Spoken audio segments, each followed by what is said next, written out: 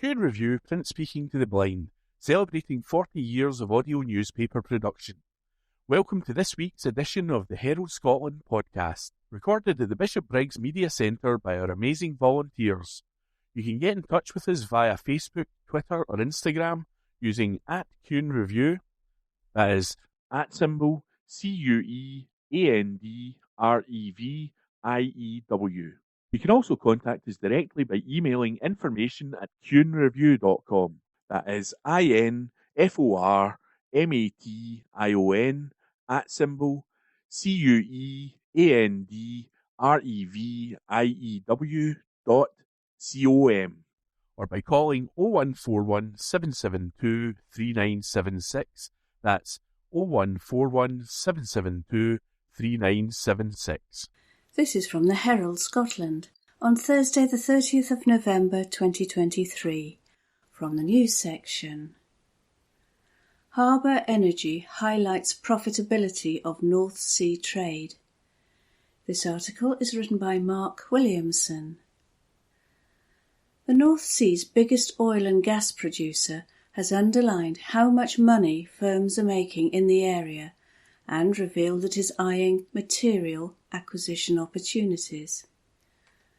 Harbour Energy said it is in line to generate around $1 billion, that's £0.8 billion, cash from its operations this year, and declared it had continued to maximise the value of its UK oil and gas portfolio in the first 9 months. The cash generated by the UK business has been used to fund generous payouts to investors, while leaving Harbour in a position to make bold moves as a wave of consolidation sweeps the sector. Chief Executive Linda Cook said Harbour is evaluating a number of material mergers and acquisition opportunities as directors seek to build a global and diverse oil and gas company. She noted, "Recent large transactions in our sector and our own discussions with potential counterparties indicate that market conditions for M&A are improving." The comments follow reports that Harbour is mulling a bid for the Wintershall DEA oil and gas business, which is thought to command a valuation of around $10 billion. A spokesperson for Harbour said it had no comment to make on the reports.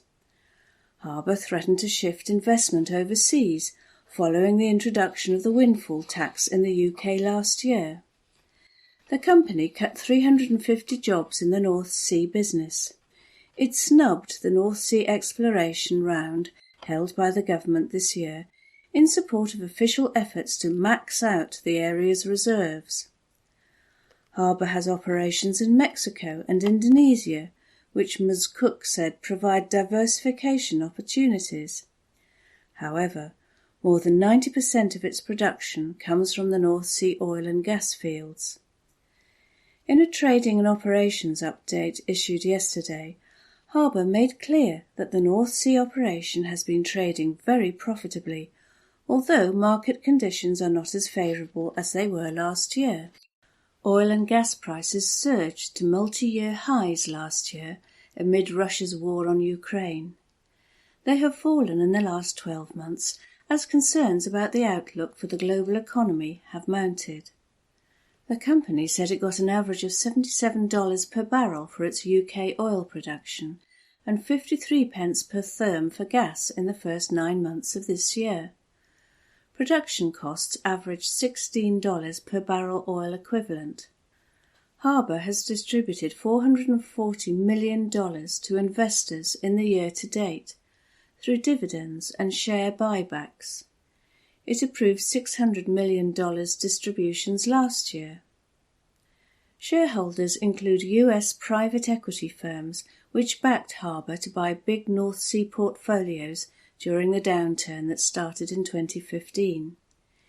It expects to make tax payments totaling $400 million for the current year. In March, Harbour claimed the windfall tax had all but wiped out the profit it made last year. This was after taking account of a $1.5 billion non-cash deferred tax charge in respect of the windfall tax.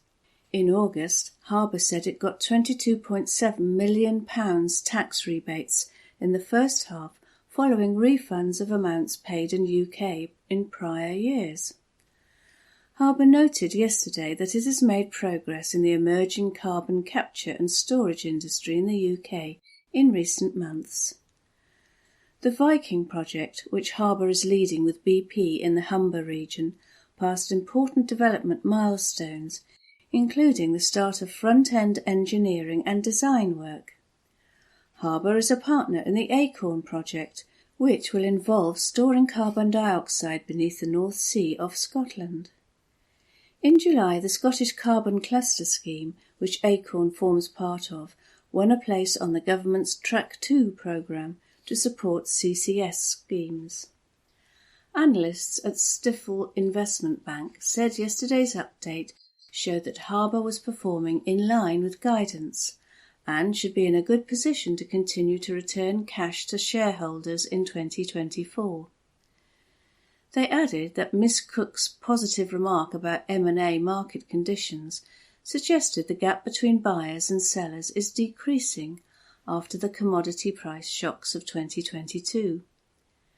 In the USA, ExxonMobil last month bought Pioneer Natural Resources for $59.5 billion. Chevron bought Hess for $60 billion. Harbour Energy shares closed up at 5.2p at 223.5p, leaving the company with a stock market capitalisation of around £1.7 billion. The North Sea Transition Authority yesterday welcomed the fact that 7 North Sea development projects valued at almost £4 billion have been approved by regulators and investors this year. The bulk of the value is accounted for by the $3.8 billion plan to develop the Rosebank field, which was approved by Equinor and Ithaca Energy in September. That article was written by Mark Williamson. This is from the Herald Scotland on Thursday the 30th of November 2023, from the news section. Minimum alcohol price Scotland. Job fears over new increase. This article is written by Gabriel Mackay. Proposals to raise the minimum unit price of alcohol have raised fears among workers in Scotland's drinks industry that jobs in the sector will be put at risk. A minimum price, MUP, of 50p per unit was introduced in 2018, with the Scottish Government proposing that this be raised to 65p. In June, Public Health Scotland released a final evaluation of the policy, which found hundreds of deaths were prevented by the policy, but that there was limited evidence that it reduced consumption among the heaviest drinkers. The report found that increasing the minimum price would both exacerbate the beneficial and harmful effects of the policy, with the latter including evidence that poorer drinkers with alcohol dependency cut back on food as alcohol costs rose. Under the 65p MUP, a 700 millilitre bottle of Scotch whisky would cost a minimum of £18.20, while a bottle of vodka or gin would have a minimum price of £17.07. A pack of 4 440 millilitre cans of cider would cost at least £5.15, while a pack of 4 beer cans of the same size would cost at least £5.72. GMB Scotland, the biggest union in the sector, surveyed members on the Scottish Government's proposal to increase the MUP. Most, 64%, said the MUP should be scrapped entirely, while almost a third, 32%, did not believe it should be increased. The union said minimum unit pricing increased the cost of the cheapest drinks and is already effectively a tax on the poorest Scots.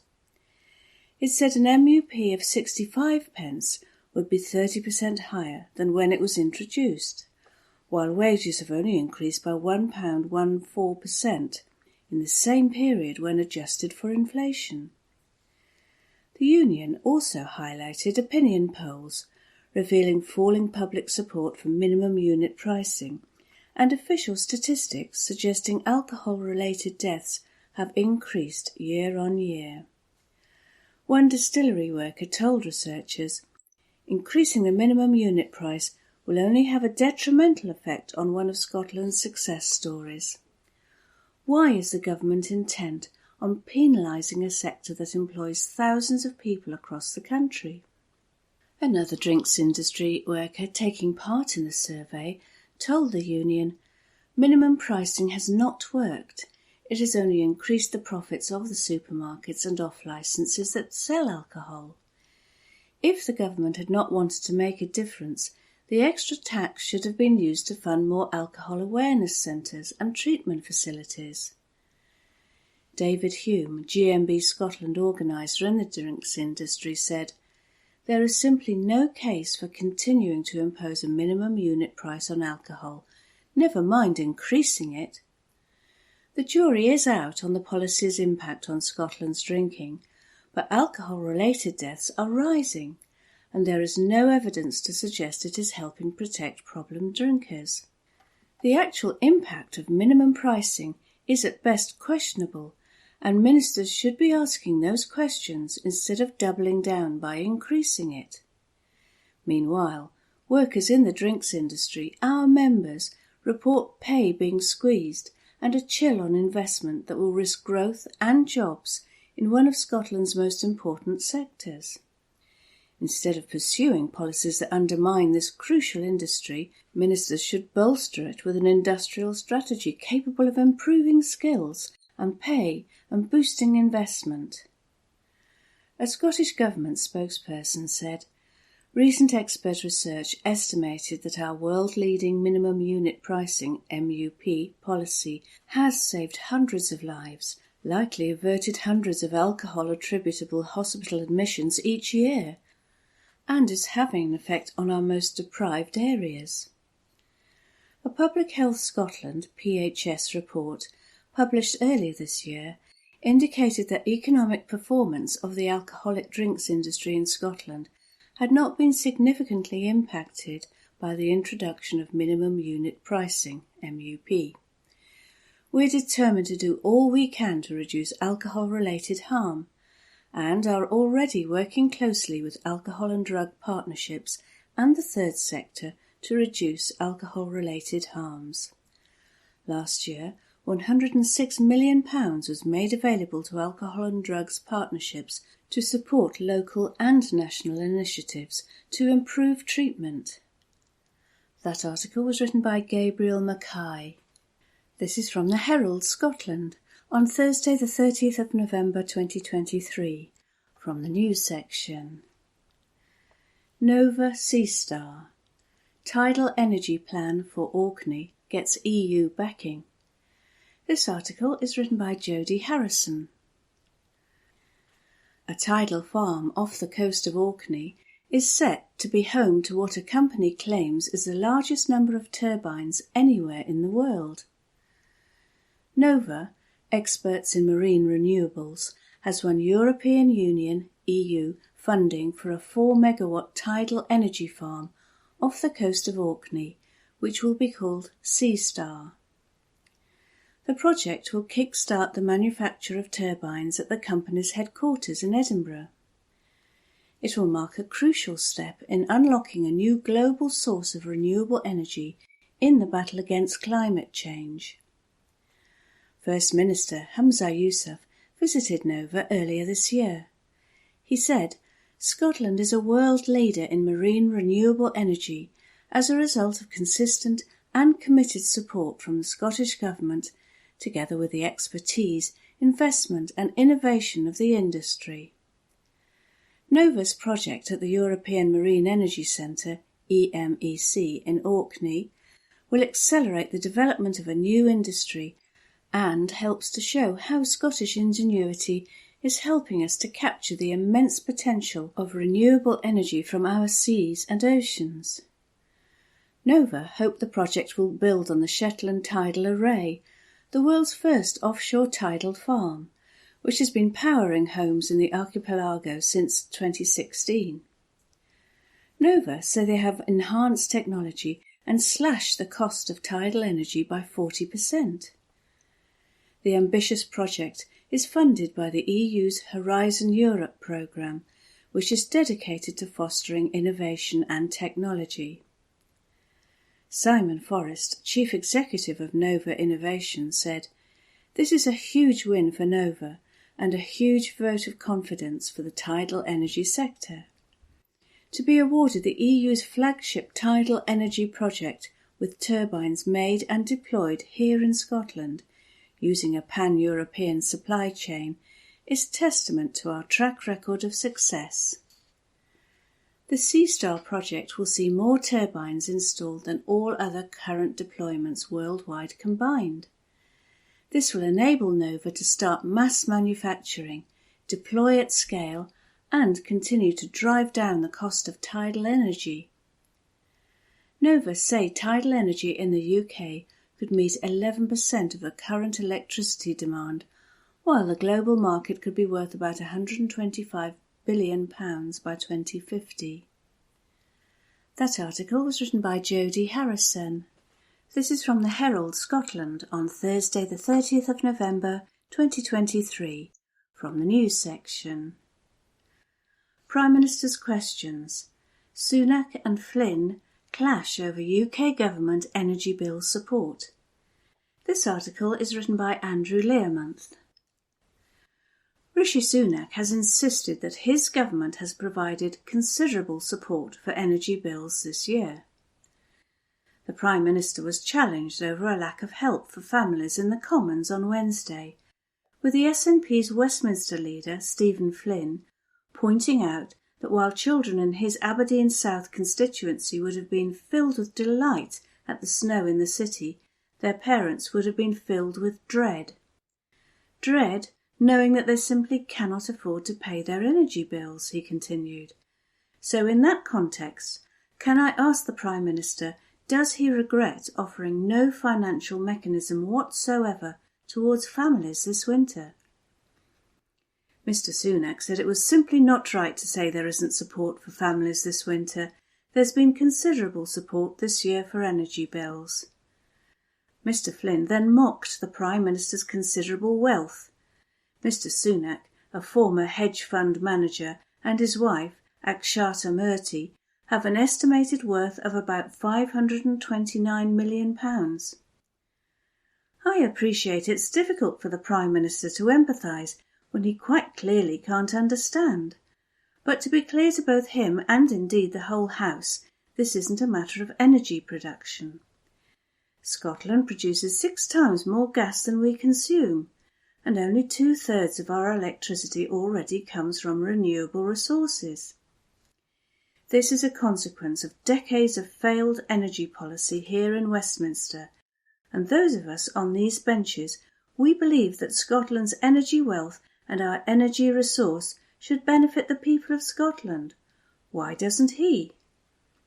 Mr Sunak replied, "The entire energy grid infrastructure in this country is integrated, which brings benefits to people in every part of our United Kingdom. But when it comes to supporting people with energy bills, that's why earlier this year we increased benefits to the highest rate on record. It's why we've provided a cost of living payment worth £900 on top of regular support. And it was right not to wait till the last moment to give people that support.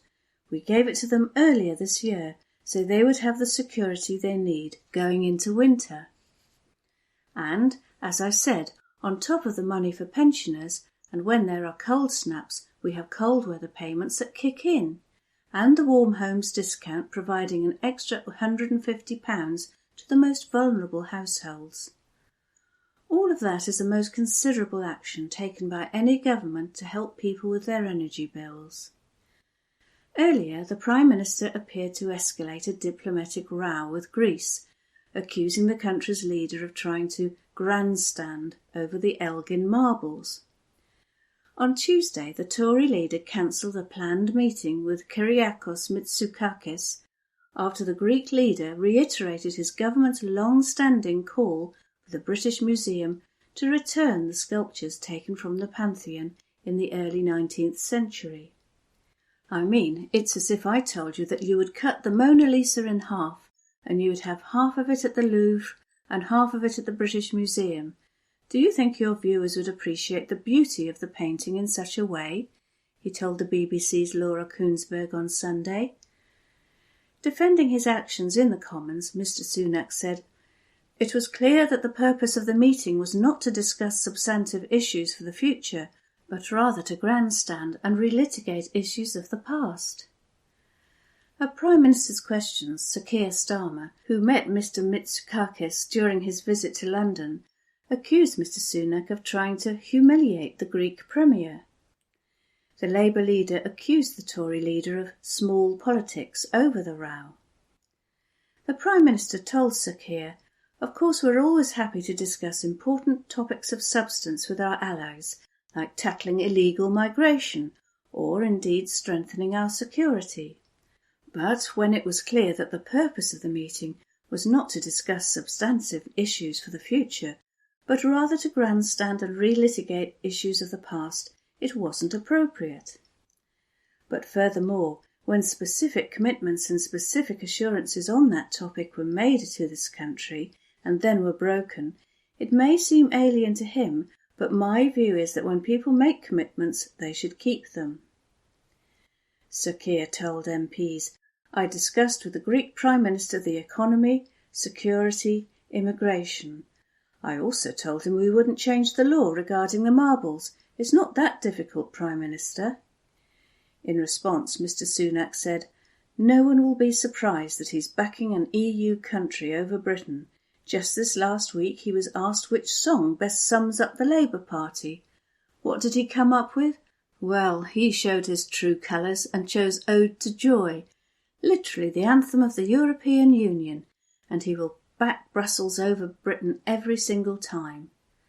Sir Keir said, "Let me get this straight. The Prime Minister is now saying that meeting the Prime Minister of Greece is somehow supporting the EU instead of discussing serious issues." Downing Street later denied Mr Sunak was insulting the leader of a NATO ally to distract from domestic migration figures. The Prime Minister's official spokesman said assurances the UK had sought were not adhered to. Asked why it took until Monday to cancel the planned meeting, if assurances about the topic were apparently broken on Sunday morning, he said, "There were discussions on Monday and then the meeting didn't go ahead." That article was written by Andrew Learmonth. This is from the Herald Scotland on Thursday the 30th of November 2023, from the news section. Scottish Federation of Housing Associations warn of poverty crisis. This article is written by Jodie Harrison. People living in social housing are skipping meals and cutting off their electricity supplies to make ends meet in the face of the cost of living crisis. A report by the Scottish Federation of Housing Associations, SFHA, has laid bare the drastic circumstances some Scots face as they struggle with rising bills and inflation. The report's authors have laid the blame for the spiralling situation at the door of the UK government and have called for greater support to be given to the most vulnerable. The SFHA said there should be a social energy tariff offering a discounted energy bills rate to support needy customers and prevent self-disconnection. SFHA Chief Executive Sally Thomas said, "It is simply not right that in one of the world's richest economies we have so many people facing the level of need uncovered here. And we have to be clear, this is a direct result of political choices. Housing associations provide safe, warm, affordable homes for life, but our members are still seeing tenants struggling. Over 70% of Scotland's social tenants receive some form of social security, so if people cannot feed their families or heat their homes, then it's clear that the system is not fit for purpose. Reforming universal credit and introducing a social tariff for energy are measures that the UK government could take now, and as we head into another difficult winter, the need has never been more urgent. They must act now. Tenants say their mental health is being affected. More than a quarter of Scotland's population rent their homes from social landlords. Despite housing association rents being half of those in the private rented sector, most social tenants are on lower incomes and are more susceptible to economic shocks. The report, titled "It's Your Life's Opportunities," found that the biggest drivers of deprivation have been the exorbitant costs of food and energy, with more than 95% of tenants saying that they are struggling with the costs of putting food on the table and heating their home. The vast majority, 86%, also said they feel worse off than this time last year. Research shows that more than 60,000 people across Scotland are kept out of poverty because they rent socially. Recent figures reveal that an additional 30,000 people in the private rented sector would be lifted out of poverty entirely were they to rent from a social landlord instead. As well as the severe financial implications the cost of living crisis has had for Scotland's social tenants, the report brought to light the widespread impacts on physical and mental health. Almost 9 in 10 tenants surveyed found that the crisis had had an adverse impact on their health, with 2/3 of them also saying their mental health had worsened. Nearly 1 in 2 tenants admitted to skipping meals, with the majority also cutting back on fruit and vegetables. Those with specialist needs have also been hit hard. Some tenants living with diabetes are unable to afford the food required to manage their condition, while others who require specialist medical equipment cannot afford to power their devices. David Linden, SNP MP for Glasgow East, welcomed the report's publication and backed calls for reforms to social security. He said, "In Parliament I have consistently called for the UK government to introduce essentials guarantee that would provide social security claimants with a minimum income, protecting people from not being able to afford essentials like food, household bills and travel costs. As well as continuing to call for the reintroduction of the £400 energy bill rebate, immediate action must be taken to tackle the soaring food prices, similar to policies we currently see being introduced in France. I cannot thank the SFHA enough for taking the time to produce the report and giving a voice to social tenants across Scotland who are suffering most at the hands of a Westminster-made cost of living crisis. The UK government can and must go further to help mitigate the worst effects of the cost of living crisis, and I hope that this report reinforces the need for them to act sooner rather than later. The UK government's Department for Work and Pensions has been contacted for comment." That article was written by Jodie Harrison. From the Herald Scotland, Thursday the 30th of November, from the sports section, Glasgow Warriors star Sintu Manjizi opens up on injury hardship. Article by rugby writer Ewan Booth-Robertson. Sintu Manjizi remains fully focused on Glasgow Warriors, but he's already planning for the future and his mum wouldn't allow anything different. The versatile forward has experienced injury issues since joining Glasgow in May 2020, and he returned earlier this month against the Ospreys for his first appearance since last season's 1872 Cup clash over Edinburgh at Murrayfield. The 28-year-old has plenty of rugby left in him, but he's also undergoing an online course after previously studying at Nelson Mandela University in Port Elizabeth, with his mother a major influence. "I was studying online in South Africa," Manjizi admitted. "I am doing a course like a real estate degree, but my main one is an economics degree. I have a year left on that. I have 1 or 2 modules left to do, so it is not too bad. Hopefully I can get that done." My mum has been on my case about my future, and I do understand the importance of this, as you can't really do this forever, so it has to be something for afterwards you have to prepare for. Born in East London in South Africa, Manjesi was allowed to return to his homeland to spend time with his family during rehabilitation by Warriors coach Franco Smith. The imposing Locke admits it was a soul-searching time on the sidelines, but he was grateful for Glasgow's compassionate support. I was fortunate enough to go back home for a couple of weeks, which was nice, Manjesi admitted. They are really understanding if you want an off weekend. Rehab is tough. You're away from the team and isolated, but the environment we have here is one that really brings you in and really gets you involved. It was tough, I won't lie, but the environment here really does allow you to get over the injury and be involved with the team in certain ways. I had a bit of a long-term injury.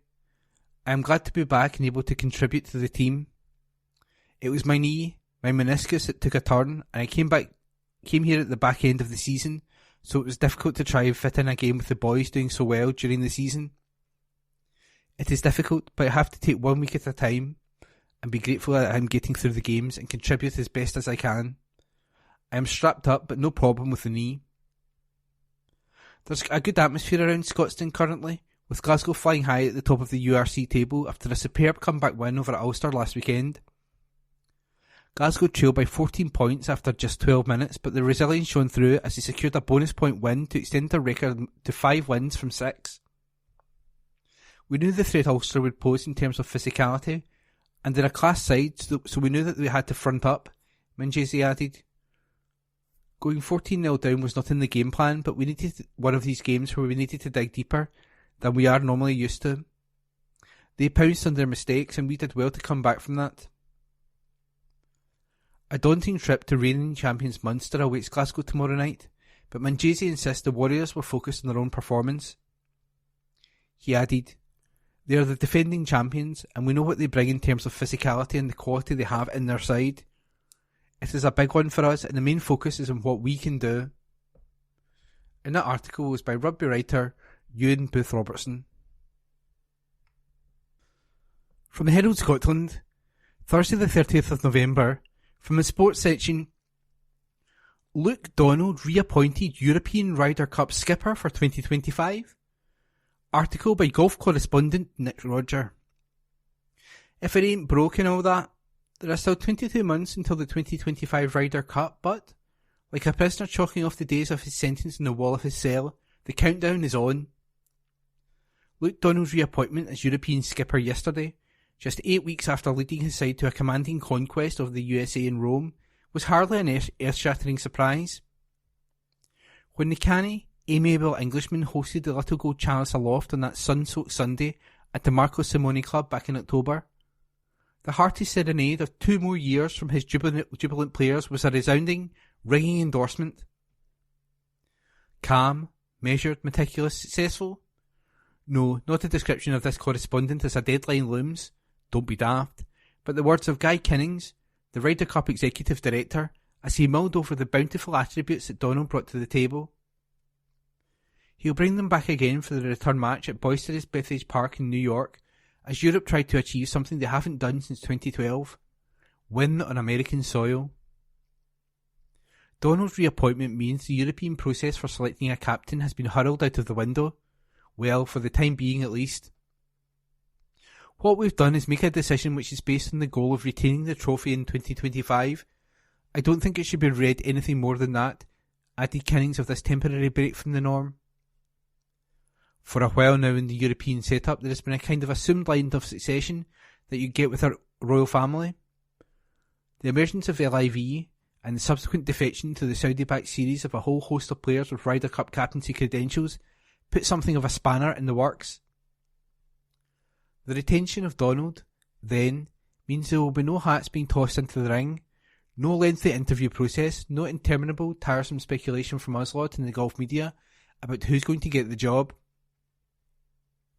Donald becomes the first repeat European captain since Bernard Gallagher performed the role in 1991, 1993 and 1995, while he'll be aiming to be the first to mastermind home and away wins since Tony Jacklin back in 1985 and 1987.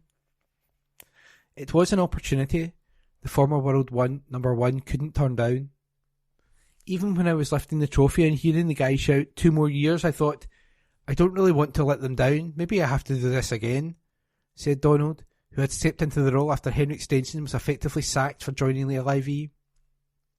But I still wanted some time to think about it. It's not often in life you're given great opportunities, and this is an amazing opportunity. I love the challenge. I think even in my individual career, I've never really backed away from those challenges. To get to number 1 in the world for a player of my stature, the way I play the game, wasn't easy, but it gave me a great amount of pride to be able to do that. It's just the same as being captain in 2023. We were up against a strong US team, and we were coming off our worst ever loss at Whistling Straits. To figure out a way to give the team a better opportunity for success in Rome was very pleasing. Playing away is a different animal. It's a bigger challenge, but it's something that excites me, and that's really the reason why I want to do this. Talking to the players on that Sunday night was the most gratifying thing for me. Just hearing from them, some of the embraces we had and the tears we shared. I think that showed how much it means to all of us. There is already fevered talk that Tiger Woods could be Donald's opposite number in New York. Tiger himself played down all the hoopla the other day, and Donald, who beat Woods in the 4 balls of that Medina Thrill in 2012, remained coy in the mouth-watering prospect. The desire to win, whoever the US captain is strong, he said with statesmanlike diplomacy. Obviously, Tiger's been mentioned as a possible candidate, but we'll have to wait and see. We've got a while until crunch time in the Big Apple, but Donald's appointment is an early statement of European intent. Start spreading the news. And that article was by golf correspondent Nick Roger. For the Herald Scotland, Thursday the 30th of November, from the sports section. WP Nell on his recent top form and possibility of retirement. A report on rugby by Stuart Bathgate, senior sports writer.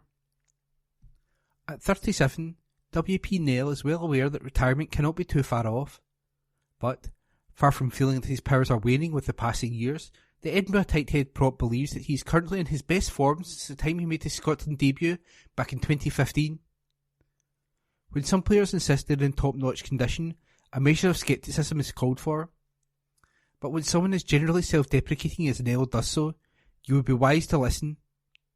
He may have ended up on the losing side in last week's URC match at home to Benetton, but he clearly contributed more than his fair share to a team display that, minus a few moments of madness, should have been enough to give Edinburgh a 5th win from 6 starts in the league. If I look at last week's performance and take how World Cup pre-season went, yeah, I'm probably in the best shape I've been in the last 8 years, Nell said earlier this week. I said to the boys in the gym earlier this week, it's funny how you take so long to sort out my body, to finally find out what I need to do and what I don't need to do. But yeah, I'm happy where I am. It's still awesome to be out there and put a performance out for the team. Having signed for Edinburgh from the Cheetahs in his native South Africa back in 2012, Nell qualified to play for Scotland on residency grounds 3 years later. If he thought about retiring before now, the chance to play in a 3rd Rugby World Cup surely played a big role in persuading him to stay on for a while longer, and his contributions to the squad in France showed that he thoroughly merited his selection.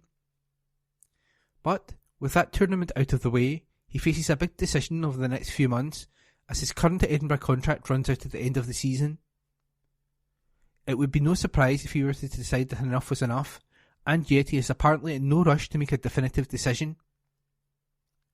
I'm close to retirement. How close? That I don't know, he insisted. I'm just taking it day by day at the moment. Enjoy it while I'm out here and see what's coming next. That's how I'm planning to do it this season. After that defeat by Benetton, Edinburgh now face a difficult trip to Belfast to take on Ulster on Saturday night. While he is satisfied enough with his own form, he still feels that the commitment to the team is more important than taking pleasure in individual excellence. You still need to put the team first. We need to win. That's the frustrating bit. I think last weekend we dominated so much in the game and didn't close the game down. If Edinburgh to avoid a second straight defeat, or, to frame it in a more positive way, if they are to make it 5 wins from 7 matches. Much will depend on Neil's duel with Stephen Kitshoff. The Springboks World Cup winning loose head made a debut off the bench in Ulster's defeat by Glasgow last Saturday, and is now likely to make his first start this weekend. He's a good scrummager, he's a good player, he's a good guy, Neil said of an opponent with whom he has regularly crossed swords with over the years. That's why we play the game. We want to play against the best, and it's going to be a good test this weekend. Neil is used more sparingly by his club and at test level these days, but Edinburgh coach Sean Everett is in no doubt of his abiding value. WP has been amazing, he said. He's got 4 young children at home, so he's busy there, but he comes in and trains like a youngster. Then you look at this performance since Friday night and you wonder when it's all going to come to an end, because it's almost like he's getting better. That's one of the better performances I've seen from a tight head prop this year, so he's on top of his game at the moment. And that report was by Stuart Bathgate. From the Herald Scotland, Friday the 1st of December, from the news section: Free Hogmanay night bus travel in Glasgow from First Bus. Article by Catriona Stewart. Glasgow's night bus service providers have confirmed services, which narrowly avoided being axed earlier this year, will run on Hogmanay to take revellers home. One company, First Bus, has announced free travel on all 4 of its Glasgow night bus services on December the 31st into January the 1st. The city's largest bus operator runs 4 night bus routes between 12:45am and 3am on Friday and Saturday nights, and has confirmed free travel will be offered across its N2, N18, N240 and N267 at those times in the early hours of January the 1st, 2024. The 4 routes running across the city will take people home to Easterhouse, East Kilbride, Gleneland and Hamilton. Graham McFarlane, Commercial Director for First Bus Scotland, said, Hogmanay is one of the biggest celebratory event nights of the year, and we are delighted to offer free travel on our night bus services across Glasgow in the early hours of January the 1st to help people get home safely while not having to worry about putting their hand in their pocket. Meanwhile, McGill's has also announced its Glasgow night bus network will run in Hogmanay. The night buses, which usually run on Friday and Saturday nights, will operate on Sunday, December the 31st every hour until 3:45am on January the 1st. The 5 routes run across the city, taking people home to Paisley, Pollock, Nits Hill, Newton Mearns and Drumchapel. McGill's Glasgow night bus network launched in August after the company, owned by James and Sandy Easdale, stepped in after they were withdrawn by First Bus. Now McGill's will bring this service to New Year revellers who will be celebrating in Glasgow. Alex Hornby, Group Managing Director, said, Since we launched our Glasgow night bus network earlier in the year, one of the first in the UK to run completely with zero-emission electric buses, we've received a great welcome from those in the nighttime leisure sector across Glasgow, and our growing numbers of customers who have come to trust this safe and reliable way to travel after midnight. We are delighted to now extend coverage further by helping people celebrate and get them home after bringing in the bells in Hogmanay. Not only will this help customers out celebrating, but it will also support hospitality workers to get home safely after a very busy shift. And that article was by Catriona Stewart.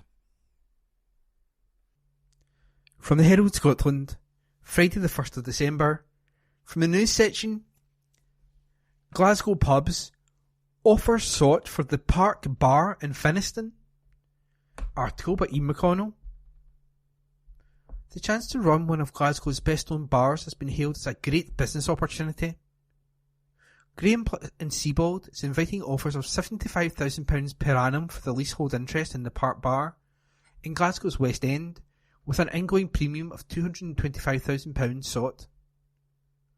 The property agent said, The Park Bar is a well-known establishment in the ever-popular West End of Glasgow.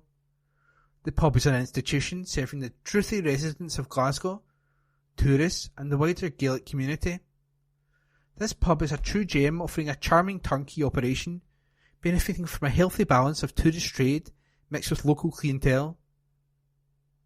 It observed that the pub was well known in Glasgow and beyond, adding that it offered an excellent range of drinks and the capacity to supply hearty pub grub. Current leaseholder Nina Steele said, "It's been a privilege to run the Park Bar over the last 30 odd years. The park plays a special role not only in the local community, but also within Gaeldom and with followers of traditional Ceilidh music. Thank you to all our fantastic customers. We have made many friends from all over the world." Martin Sutherland, licensed trade and business agent with Graham & Sibbald, said, "We are delighted to be marketing the Park Bar in Glasgow. This pub is an institution in the West End that already has an established reputation and client base." Graham & Sibbald said, "The pub offers a great business opportunity for the right tenant to make the most of the large footfall in the hustle and bustle of Finnieston. The pub offers a large open-plan bar, seating area on the ground floor, with a warm, welcoming atmosphere, a wraparound bar, and a fully fitted commercial kitchen. The pub seamlessly blends traditional features with modern fixtures and fittings, making it attractive to a wide range of customers." And that article was by Ian McConnell. From the Herald Scotland, Friday the 1st of December 2023, from the news section. John Byrne, acclaimed playwright and artist, dies aged 83. Article written by Gabriel Mackay. Acclaimed playwright and artist John Byrne has died at the age of 83. The Paisley-born auteur, who was trained at the Glasgow School of Art, died peacefully yesterday with his wife Janine by his side, the Fine Arts Society said in a statement. Byrne was best known for his Slab Boys trilogy, which tells the story of a group of young, urban working-class Scots during the period 1957 to 1972. Based partly on his own life, the Slab Boys premiered at the Traverse Theatre on the 6th of April 1978, following Cutting a Rug the following year and Still Life in 1982. Byrne was also a prolific artist, designing jackets for Penguin Books from 1964 to 1966. He became a professional painter in 1968 and became well known for his self-portraits, as well as designing record covers for Donovan, The Beatles, Gerry Rafferty and Billy Connolly. His work is held in the Scottish National Portrait Gallery, the Museum of Modern Art and the Kelvingrove Art Gallery. Byrne also created the TV dramas Tutti Frutti and Your Cheating Heart, the former winning him a BAFTA in 1987. His family have requested privacy. And the article was written by Gabriel Mackay. From the Herald Scotland, Monday the 4th of December, from the news section. Kevin McKenna interview. Gender recognition reform, how MPM fought Scottish Government's plan. Article by Kevin McKenna. The three experts providing intellectual rigour for women's sex-based rights are meeting me in the basement flat of an Edinburgh suburb. I can't be more specific than this because they've previously been subject to unwelcome attention for challenging the Scottish Government on this issue. I can safely say this is one of the city's leafier suburbs because, well, that could apply to any of about 50 neighbourhoods in Edinburgh. Dr. Kath Murray, Dr. Lisa Hunter-Blackburn and Lisa Mackenzie are collectively known as MBM. The academic and research collective which, in the course of the last 5 years, has effectively scrutinised and dismantled the Scottish Government's rationale for permitting men to identify as women in its GRR legislation. They make an unlikely rebel alliance. Two of them, Hunter-Blackburn and Mackenzie, have worked at various levels within the Scottish and UK governments in the threshing rooms where policy gets sculpted into something workable and legally waterproof. Murray is a highly respected criminologist and academic. Most of their work is now with MBM, having discovered that being out and proud as feminists was becoming bad for the health of their careers and, in some quarters, their reputations. They share a common interest in criminal justice and, in particular, how the system can exclude and entrap society's most vulnerable and marginalised women. In the 5 years since MBM was established, one consequence of the debate around self-ID and women's protected spaces has become clear to them. Says Hunter Blackburn, some of the women's groups who have found common cause in opposing self-ID were campaigning for women's rights in the 1960s and 1970s, and can't believe they're now back to where they started. Could they have foreseen back in 2018 what they were getting themselves into? Absolutely not, says Mackenzie. To begin with, we had concerns over the census bill and what the self-ID might portend for women. We began pulling a thread and it just kept on coming. Very soon we realised it was almost endless. One of these threads began to expose the implications of self-ID for women's prisons. They wrote up what they were finding and, as Dr. Money described it, being very old-fashioned about it. We put in FOI requests, then wrote an article for Scottish Affairs. The more we looked at it, the more we sensed something was going badly off the rails here. The census took us into data collection, the police, criminal justice. We were seeing how various organisations and public authorities were changing their collection practices. Mackenzie added, I first looked at the Scottish Prisons Policy, which has come into place in 2014, 2 years after the Angiolini report. This was concerned with the vulnerability of women in prison, the sort of people they were, their trauma, and how so many of them were victims of male violence. Then, 2 years later, Scottish Prisons Policy basically says that if a male prisoner says he's a woman, you should presume to move him to the women's estate. Unbelievably, there was nothing in the Equality Impact Assessment dealing with women prisoners. When I requested a Freedom of Information request in 2018, it revealed it approached the Scottish Trans Alliance and Stonewall. And though they listed the protected characteristics in the Equality Act, they hadn't even bothered to tick sex. What was beginning to unfold before their eyes was a textbook formula for secretly capturing policy and working against the interests of vulnerable women before being diverted right under the nose of an unsuspecting population. So that, by the time it's inevitably discovered, it becomes so embedded in the system that any attempts to scrutinise it are met by howls of ridicule and mis accusations of bigotry, mainly by men. She added, there was no consideration about the potential impact of this on female prisoners or female prison officers who would now be forced to do intimate body searches on people who were male.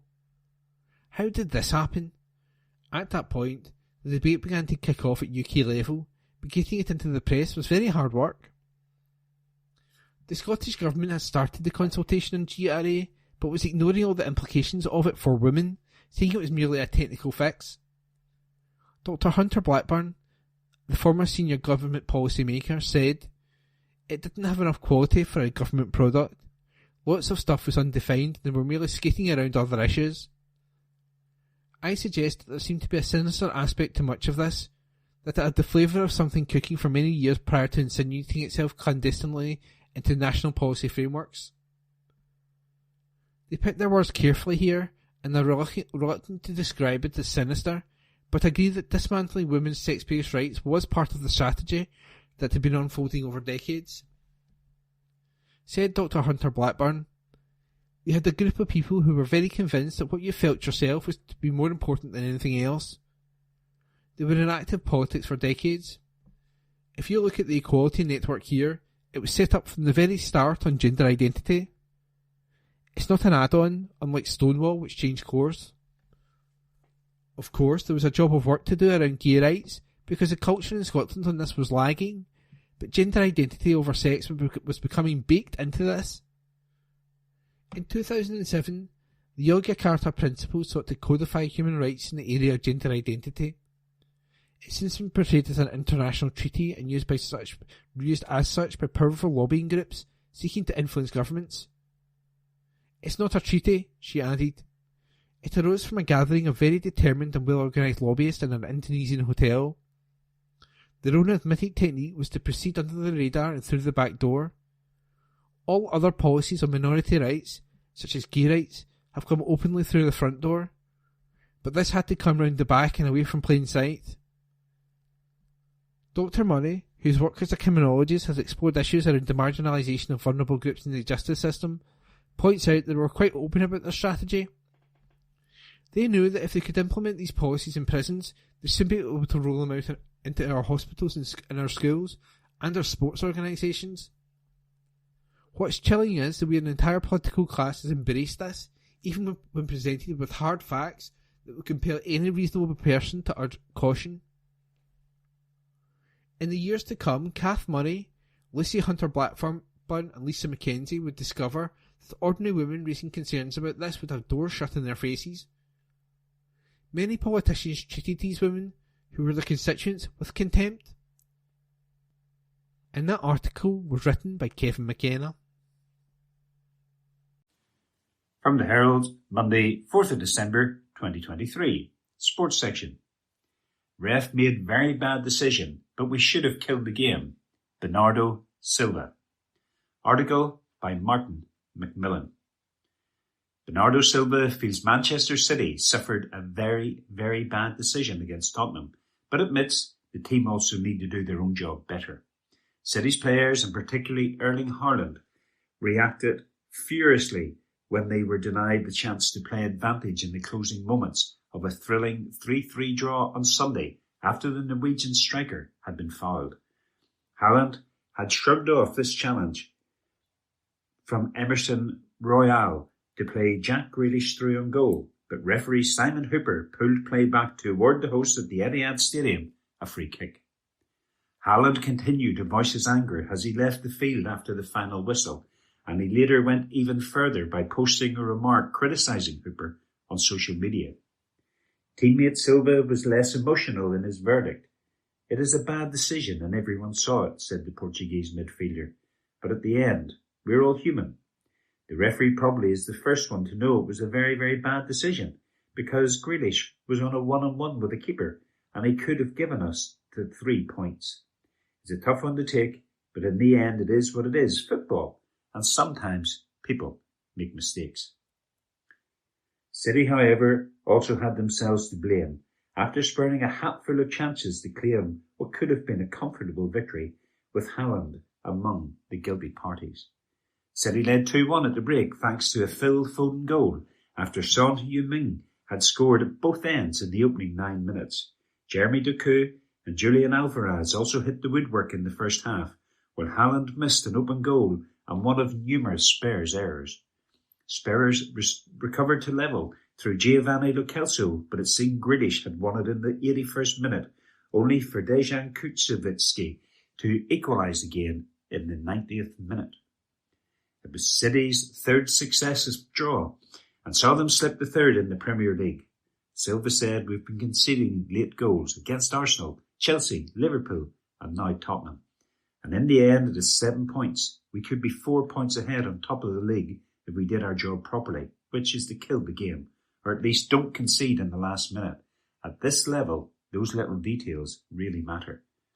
We need to demand more from ourselves, each one of us." Spurs' late equaliser ended their run of 3 successive defeats. Kulevski, who powered in the crucial goal off his shoulder, revealed the visitors' stronger second half showing came after some stern words from manager Ange Postecoglou during the break. The Sweden international told the club's website, "The coach was very angry at half-time. It was the first time I've seen him like that. But he did the right thing. What we did was special in the second half. It's an unbelievable feeling. Those moments in life are small. We have to enjoy them and just be thankful and be proud of the team." That article was by Martin Macmillan. From the Herald Scotland, Monday the 4th of December, from the business section, business briefing, plan to transform old open-cast mine into tourist destination, by Brian Donnelly, business correspondent. Plans are underway to transform a former open-cast mine into a tourism and leisure facility.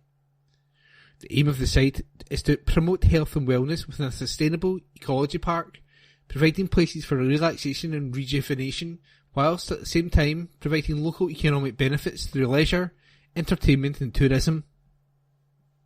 Proposals to develop an environmentally sensitive mixed-use eco-wellness and leisure park at the site of the former St Ninians open-cast mine, next to Kelty and Kingseat in Fife, are being progressed by the developers National Pride, St Ninians Limited. Irene Bissett, Chair of National Pride CIC and Director of National Pride St Ninians Limited, said, "We are very excited about the enormous potential of this astonishing site. As custodians, we take our responsibilities very seriously, and our aim is to deliver an attractive, welcoming place for all. Education and training opportunities, especially for vulnerable adults, will be included, and the project will create significant employment, supporting local businesses in the supply chain. National Pride St Ninians Limited is required to undertake pre-application consultation because of its scale, starting with the submission of a proposal application notice, PAN. This notifies Fife Council that it will be bringing forward an application for Planning Permission in Principle, PPIP, anticipated to take place by the end of the first quarter of 2024, following a minimum 12-week period of community consultation. PPIP aims to establish the principle of development of the site and will be supported by a master plan outlining how the St Ninians and Lochfitty area will be enhanced. Prior to the application submission, 2 public consultations will be held locally, inviting comments on the proposals. The first public consultation will be a high-level overview of the proposed development, with the second public consultation bringing forward responses gained from the first public consultation comments. These will be held at Kingsgate Community Centre on Thursday, February the 8th and on Thursday, March the 7th at Celtic Community Centre, respectively, both between 3:30pm and 7:30pm. A project website has been created at www.stninianswellness, that's www.stninianswellness.com, and will be updated over the course of the consultation period. Historic bookshop to close after 144 years. A historic bookshop in Scottstown is to close its doors for good. J&G Innes Limited had been selling newspapers and magazines, art supplies, books, gifts and maps for generations at its premises in St Andrews for over 140 years. Also known as the Citizen Shop, J&G Innes Limited is the oldest independently run bookshop in the Fife town. Stuart PM Macintosh, Central Bank should get back to basics. Central banks and governments across the advanced economies from America to the European Union, to Japan, to the United Kingdom, continue to grapple with the post-pandemic supply chain and energy price-driven inflationary spike that is impoverishing poorer citizens, straining public and private budgets, and stressing societies. As central banks hike interest rates, not seen in decades, is it fair and appropriate to ask, what were the policy mistakes that contributed to the current painful inflationary period? And that was today's business briefing by Brian Donnelly. From the Herald Scotland, Friday the 1st of December 2023, from the Arts and Entertainment section, John Byrne obituary, artist leaves outstanding legacy. Article by Brian Beacom. John Byrne may have been born in the year when Churchill became wartime Prime Minister, but in almost every aspect of his personality, he screamed it out to younger generations as a personal mantra: be yourself, be different. The iconoclast, who preached and practised unrestrained possibility and was born into a tenement building in a less than salubrious corner of Paisley, was always his own man, always defiant. From his school years as a pupil at St Mirren's Academy, he stood out, the possessor of a defiant yet comedic voice and a slight eccentric who would write spoof anecdotes of stories in the local papers, and proved to be quite brilliant with watercolour drawings. This individualistic bent revealed itself through his years at art school and into his working life as a designer at Stoddard's Carpet Factory, where Byrne proved to be a character as colourful as the palettes he worked with. What marked John Byrne out was a way of seeing life around him in terms of bright colours and sometimes dark shades. It's a way of thinking that saw him refuse to attach a label to himself. It appeared in the symbolism of his clothing. He may have grown up in Fergusley Park, once considered the most depressed housing scheme in Europe, but Byrne was always noticeable. He determined to raise eyebrows, this tweedy-suited brogue wearer with the loose silk scarf around his next laughably offered hints of country gent or eccentric rock star, yet matched his presentation up with the insouciant roll-up that seemed to be surgically grafted to his lips as a reminder of his working-class roots. Byrne certainly never saw his professional life as being singularly focused. He was always a polymath. His carpet factory experiences gave him the colour with which to write a series of plays, beginning with The Slab Boys. It was a work so powerful it transcended not only its Renfrewshire roots, but Scotland, played out on Broadway by young bucks of the day such as Sean Penn and Kevin Bacon. John Byrne's artwork too couldn't fail to grab the nation's attention by the throat, evidencing his album cover work with his old pal from Underwood Lane, Jerry Rafferty. Byrne's art was deemed to be striking, amusing and populist, and there was little surprise when Billy Connolly asked his friends to design his stage outfits. Yet, such outrageous talent seldom arrives unaccompanied, and ego, or innate sense of knowing one's own mind, continually travelled in Byrne's personal luggage. Actors found his stage plays to be brilliant and clever, but his demands incredibly prescriptive. The late Freddie Bordley once tried to introduce a bit of acting business to his slab boy role. His character entered a church, dipped his comb in the font and ran it through his hair, and it was a laugh's guarantee. But John Byrne didn't smile at all. And Bordley couldn't for the life of him work out why Byrne was insistent that his character couldn't, when slapped, say "Aya" as opposed to "Ouya." Alex Norton, who worked with Byrne back in the 70s on his 1977 play Writer's Cramp, and found the writer to be a nightmare. There's not arguing, however, that John Byrne's fastidiousness, or his passion for his work, helped him produce theatre masterpieces such as the bioplay of Scots painters Colquhoun and McBride. He would work from early mornings every day in his garden studio to create his artwork, or batter away at an old typewriter to create his plays.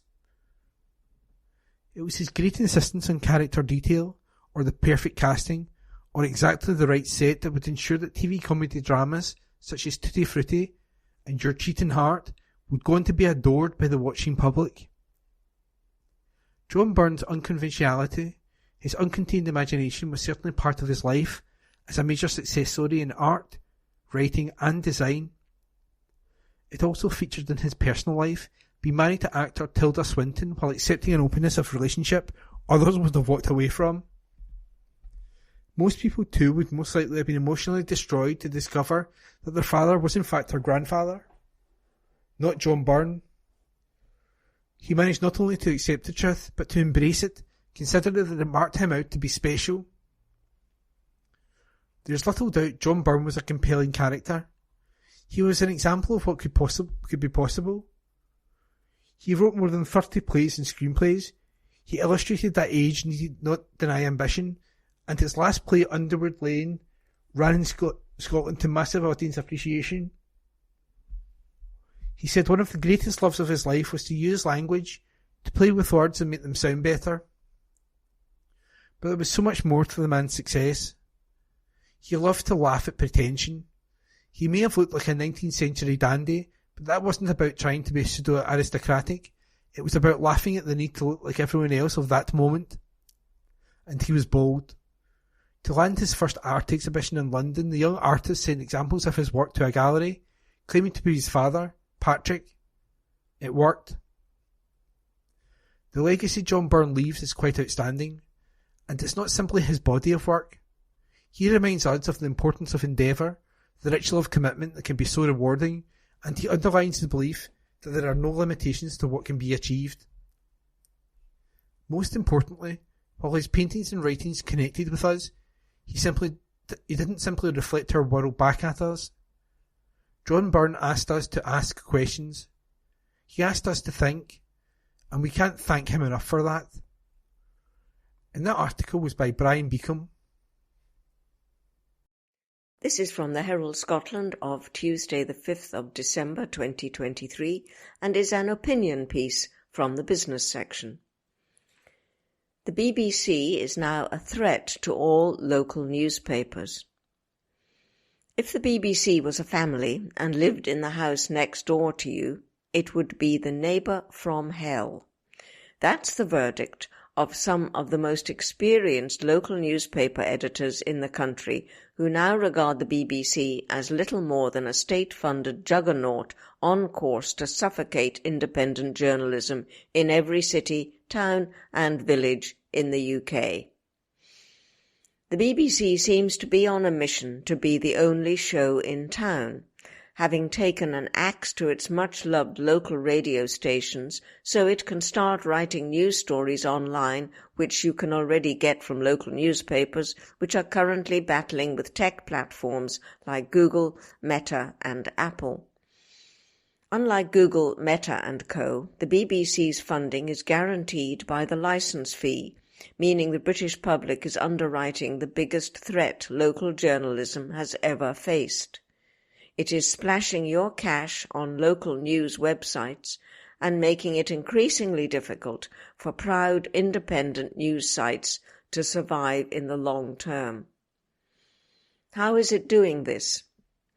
Back in October 2022, the BBC laid out plans to strengthen local online news provision in communities across England. The scheme includes the creation of 130 additional posts. More journalism would normally be welcomed, but the BBC's plans put at risk thousands of existing jobs on titles known to their communities for generations. The BBC says the plans will deliver a stronger and more distinctive local online news service for 43 different local areas in England, all available on the BBC News website and app. What it fails to adequately resolve is the impact this will undoubtedly have on the diverse but fragile independent news sector in each community. It is our reporters who hold local decision-makers to account. Campaign on your behalf, research and share essential information, hold up the mirror to local successes, and have no other interest than telling the truth. We're also the turn-to source for the BBC when it wants to know what's going on. Most local reporters share their stories and videos with readers through the opaque algorithms of the giant global tech companies like Facebook and Google. As the BBC carries no advertising and is entirely free to read, its stories tend to be prioritised by the big search engines over our journalism. At the same time, the BBC uses its vast monopolistic strength to promote its content, so it has a huge anti-competitive advantage. While independent local journalism is regulated by the tough Independent Press Standards Organisation, the BBC is watched over by Ofcom, which seems largely indifferent to the harm it is causing. Editors are convinced that as they juggle the realities of the cost of living crisis, the BBC, immune from the same commercial pressures, is fixated on stealing their readers, their businesses, and the jobs of their journalists. It either knows what it is doing and doesn't care, or is ignorant to the impact it will have.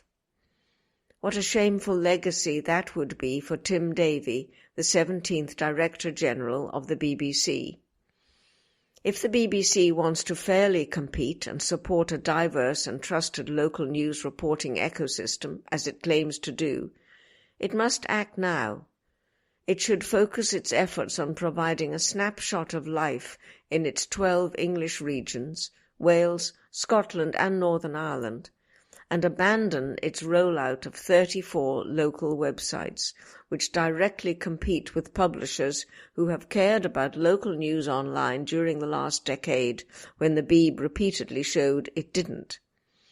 It could do so much more to link to local publishers, helping them to thrive, rather than trying to close them down.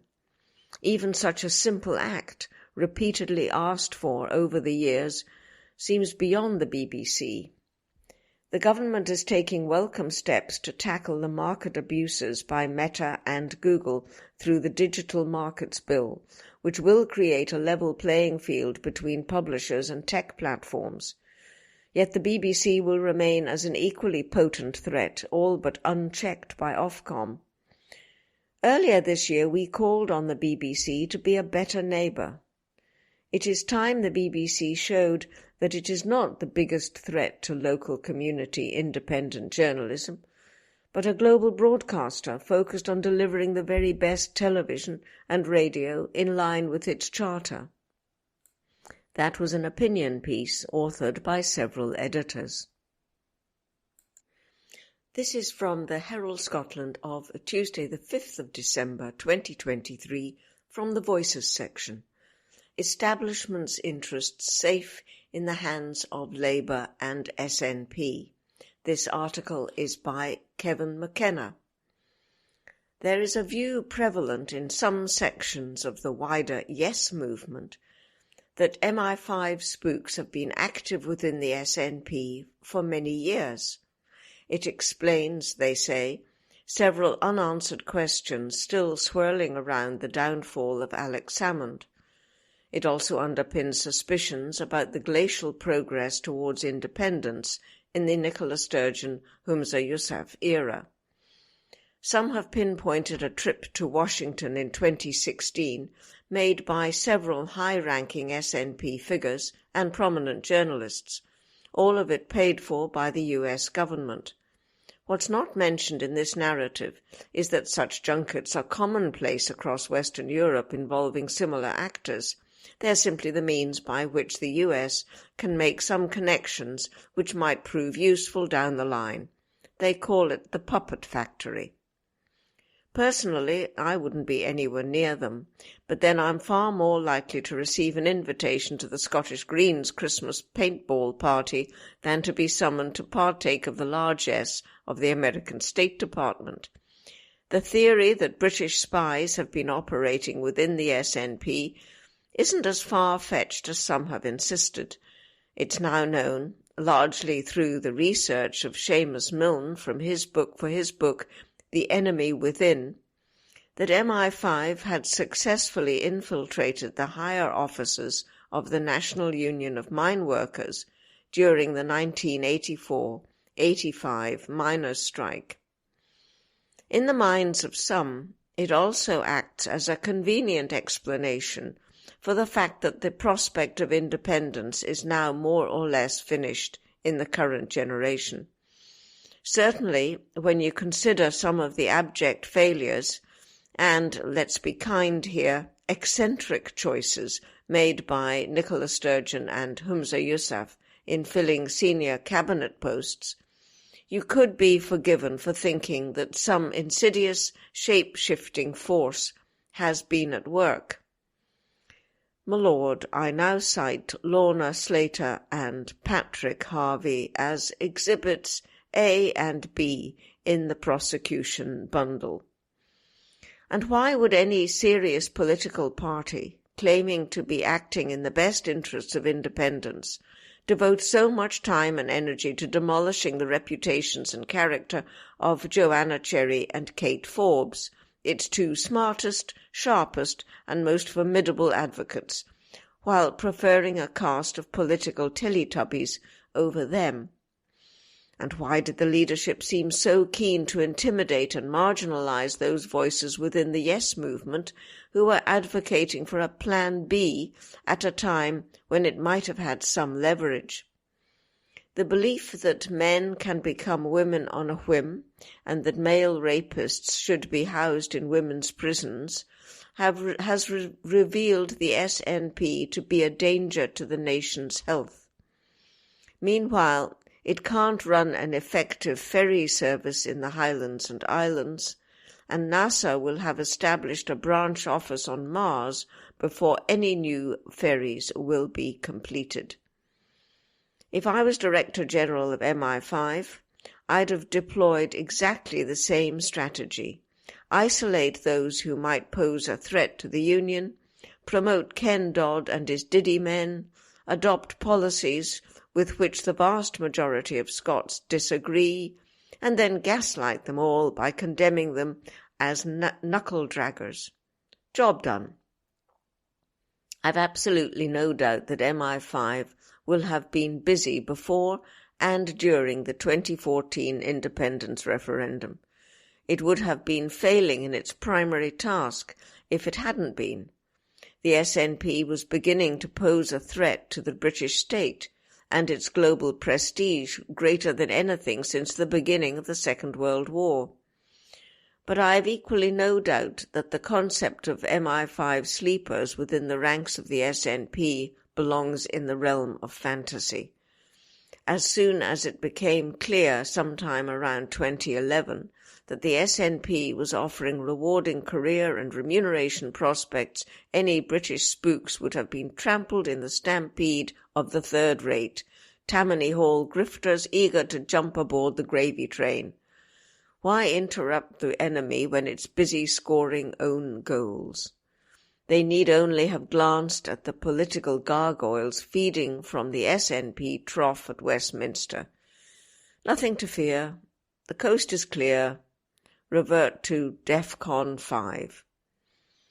You begin to wonder, though, if the assorted British intelligence agencies might instead have been beavering away inside the UK Labour Party.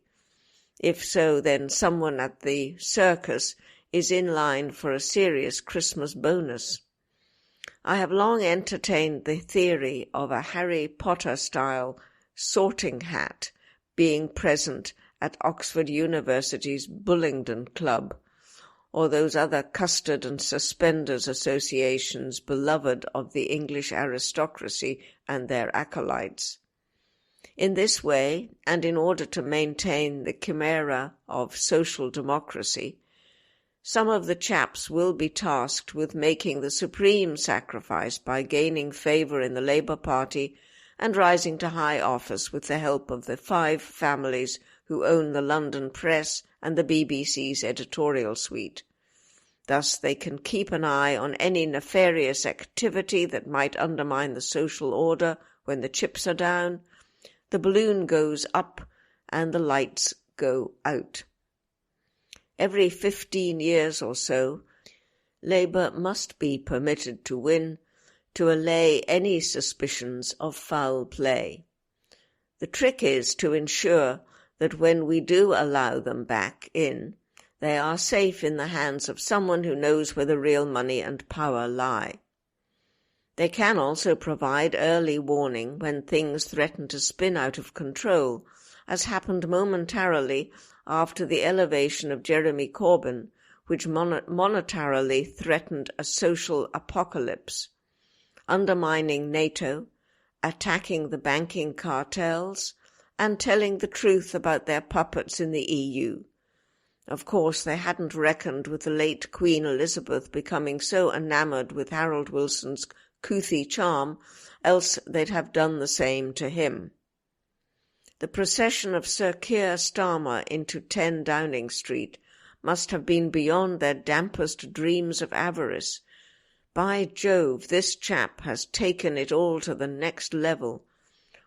We don't even need to maintain the pretence. The leader of the Labour Party is now openly saluting Margaret Thatcher.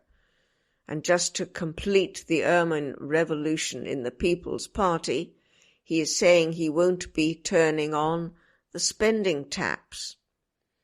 The Conservatives can now take a long, well-earned breather from running the country, safe in the knowledge that it's steady as she goes in the shires, and no one needs to worry about the truculent Scots any more.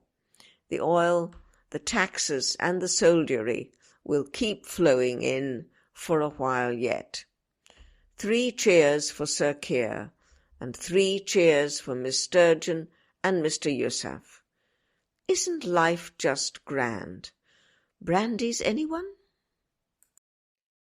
This is from the Herald Scotland of Tuesday the 5th of December 2023 from the business section. Spa store in Scottish Village celebrates 65 years in business. This article is by Craig Williams.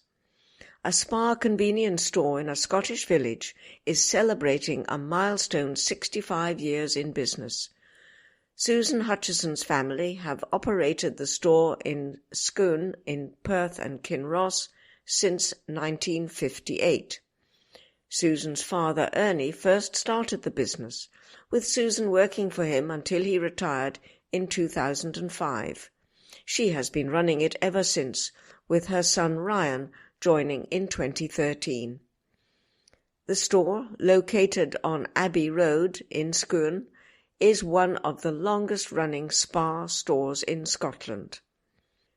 To mark the 65th anniversary of the store, which has stood on the same site for over 6 decades, local customers enjoyed a celebration day, complete with balloons, photography, samples and prizes. Colin McLean, CEO of Spa Scotland, said, "We wish Susan and everyone at Spa Abbey Road in Scone every success for the future. 65 years trading is an impressive achievement, especially with what retail businesses have had to contend with in recent years. We look forward to working with Susan and Ryan well into the future as they continue to offer a wonderful convenience service to the local community of Scone." That article was by Craig Williams. That concludes this week's edition of the Herald Scotland Podcast. Please remember to subscribe to our channels at Tune Review and to tell your friends about our service.